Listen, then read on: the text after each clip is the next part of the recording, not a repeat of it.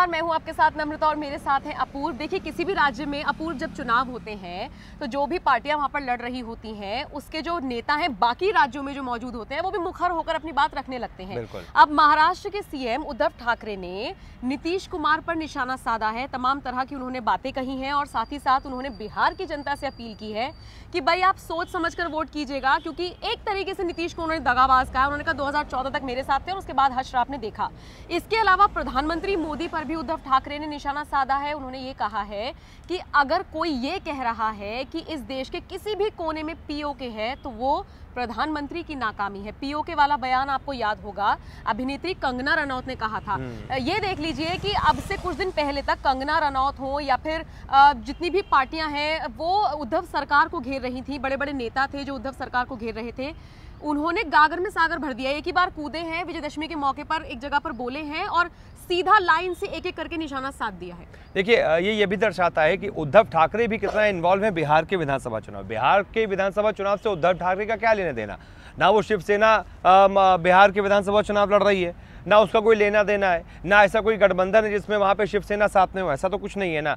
लेकिन ये दिखाता है उनकी ये डेस्परेट होना दिखाता है कि वो चाहते क्या है। वो चाहते हैं कि किसी भी कीमत पर एनडीए की सरकार वहाँ ना बने, इसीलिए वो गड़े मुर्दे उखाड़ रहे हैं और वो ये दिखाना चाहते हैं कि नीतीश कुमार जो हैं वो, आप याद कीजिए 2014 से पहले जब चुनाव थे उसके पहले तक भी वो एक तरीके से मोदी विरोधी थे, मोदी के विरोध में थे, बीजेपी के विरोध में थे, कहते थे हमें एक सेकुलर चेहरा चाहिए। अब क्या हो गया? अब वो सेकुलर चेहरे की डिमांड कहाँ गई? अब सेकुलर नहीं रहे क्या?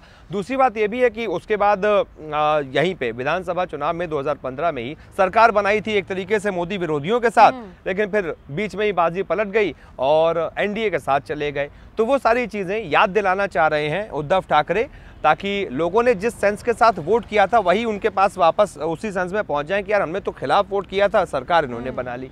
तो वही निशाना साध रहे हैं और इसीलिए ये तरीका भी है मोदी पर, लगातार प्रधानमंत्री मोदी पर इसीलिए वो निशाना साधते रहते हैं क्योंकि किसी को लगता है जितने बड़े सबसे बड़े नेता तो बीजेपी में वही हैं, उनके ऊपर जितना निशाना साधेंगे उतनी हमारी प्रोफाइल मजबूत होगी, जैसे कि अरविंद केजरीवाल करते थे।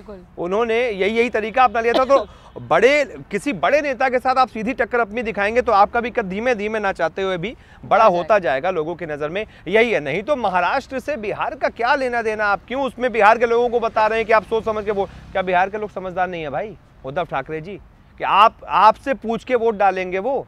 इसलिए मेरी समझ से उनको तो ऐसा ही लग रहा है। देखिए अपूर्व, वो भले सुशांत सिंह राजपूत के मुद्दे पर आज तक ना बोले, अब उन पे वही मैं कह रहा हूं, बिहार का बेटा है वो, अब सारी चीजें बोल रहे हैं, कह रहे बिहार का बेटा है सुशांत सिंह राजपूत, आप महाराष्ट्र को क्यों बदनाम कर रहे हैं, ये वो बोल रहे हैं। मतलब आप देखिए, जब उनसे सवाल पूछा जा रहा था कि भाई आपकी मुंबई पुलिस जो है आपके बेटे पे आरोप लग रहे थे, आप तब कुछ नहीं बोले, तो जाहिर सी बात है कि आपको जब आप पे कोई कुछ बोल रहा है वहाँ पे भी आप सफाई दीजिए। बिल्कुल, आप उस मुद्दे पर भी बोलिए, आप उस मुद्दे पर शांत हो जाते हैं, आप उस मुद्दे पर चुप्पी साध लेते हैं। और आपको बिहार की विधानसभा की बड़ी जो है चिंता हो रही है, बिहार के लोग गलत तरीके से वोट ना देते। क्या बिहार के लोग समझदार नहीं? आप कह रहे हैं समझदारी से वोट दीजिएगा, समझ के वोट दीजिएगा।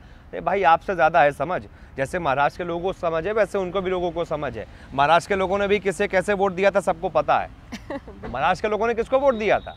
अब मैं ज़्यादा नहीं बोलना चाहता, इसीलिए उद्धव ठाकरे जी को बुरा लग जाएगा। मैं बस इतना बताना चाहता हूँ कि हाँ ठीक है, ये सियासत है, इसमें एक कहीं भी चुनाव होता है तो बड़े बड़े जो कुछ दल होते हैं देश में वो उसमें इंटरेस्ट लेते हैं और ये इसीलिए बिहार के विधानसभा चुनाव में महाराष्ट्र में बैठी पार्टी भी इंटरेस्ट ले रही है, क्योंकि कहीं ना कहीं दरवाजे के पीछे से उनका हित छुपा हुआ है।